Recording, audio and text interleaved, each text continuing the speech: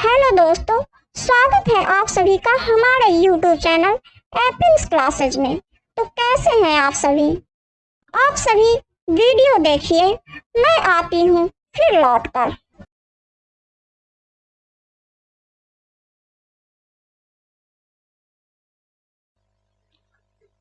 तो चलिए स्टार्ट करते हैं।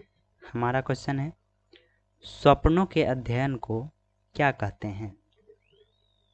हमारा पहला ऑप्शन है ऑर्निथोलॉजी, दूसरा ऑप्शन है ऑस्टियोलॉजी, तीसरा है कॉन्कोलॉजी और चौथा है ऑर्निथोलॉजी। हमारा सही आंसर है ऑर्निथोलॉजी। स्वप्नों के अध्ययन को ऑर्निथोलॉजी कहते हैं। ऑस्टियोलॉजी जो है वह हड्डियों के अध्ययन को ऑस्टियोलॉजी कहा जाता है। और कांकोलॉजी शंख के अध्ययन को, मतलब कि शंखों के अध्ययन को कांकोलॉजी कहा जाता है। और ऑर्निथोलॉजी है जो ऑर्निथोलॉजी पक्षियों के बारे में अध्ययन को, मतलब कि ऑर्निथोलॉजी कहा जाता है। ठीक है, अगला क्वेश्चन देखते हैं। जीव विज्ञान के पिता, फादर ऑफ बायोलॉजी किनको कहते हैं? ठीक है, फादर ऑफ बायोलॉजी किनको कहते हैं? हमारा पहला ऑप्शन है थियोफ्रेस्टस, दूसरा ऑप्शन है लैमार्क, तीसरा है ट्रेविरेनस और चौथा है अरस्तु। हमारा सही आंसर है अरस्तु। जीव विज्ञान के पिता अरस्तु को कहा जाता है। और थियोफ्रेस्टस वनस्पति विज्ञान के पिता को थियोफ्रेस्टस कहा जाता है।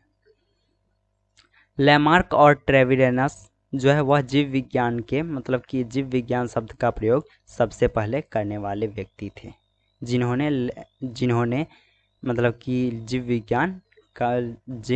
विज्ञान शब्द का सबसे पहले प्रयोग किया। ठीक है, अगला क्वेश्चन देखते हैं। अगला क्वेश्चन है, पुष्पों के अध्ययन को क्या कहते हैं? पुष्पों के अध्ययन को क्या कहते हैं? हमारा पहला ऑप्शन है पोमोलॉजी, दूसरा है फाइकोलॉजी, तीसरा है एंथोलॉजी, चौथा है पीसिकल्चर। हमारा सही आंसर है एंथोलॉजी। पुष्पों के अध्ययन को एंथोलॉजी कहते हैं। ठीक है, अब पोमोलॉजी जो है वह फलों के अध्ययन को पोमोलॉजी कहा जाता है। और फाइकोलॉजी, शैवालों के अध्ययन को फाइकोलॉजी कहा जाता है। और पीसिकल्चर जो है, पीसिकल्चर मछलियों के अध्ययन को पीसिकल्चर कहते हैं। ठीक है, अगला क्वेश्चन देखते हैं। अगला क्वेश्चन है, टमाटर में निम्न में से क्या पाया जाता है? टमाटर में निम्न में से क्या पाया जाता है? पहला ऑप्शन है विटामिन, दूसरा है कैरोटीन, तीसरा है लाइकोपेन, चौथा है इनमें से कोई नहीं। अब इसका सही आंसर जो है वह है लाइकोपेन। टमाटर में लाइकोपेन वर्णक पाया जाता है। ये सब वर्णक है। ठीक है, वर्णक, टमाटर में लाइकोपेन वर्णक पाया जाता है। और विटामिन जो है वह चुकंदर में पाया जाता है।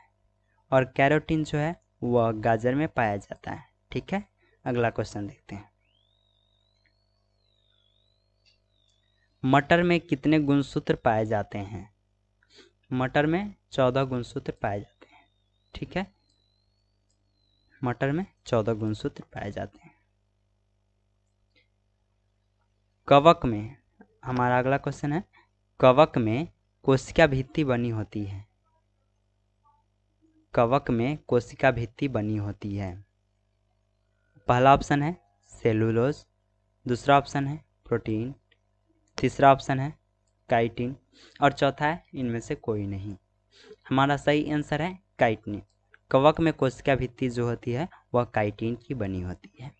और सेलुलोज यानी कि पेड़ पौधों में सेलुलोज की कोशिका भित्ति बनी होती है। ठीक है, अगला क्वेश्चन देखते हैं। अगला क्वेश्चन है, विषाणु की खोज किसने की थी या किया था? ठीक है, विषाणु की खोज किसने किया था?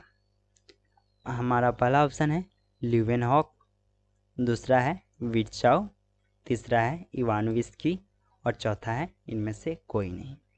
तो इसका सही आंसर है इवानोविस्की।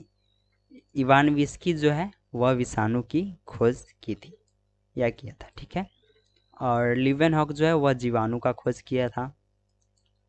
लीवेनहॉक जीवाणु का खोज किया था। और विरचाउ कोशिका विभाजन को सर्वप्रथम विरचाउ ने देखा था। ठीक है।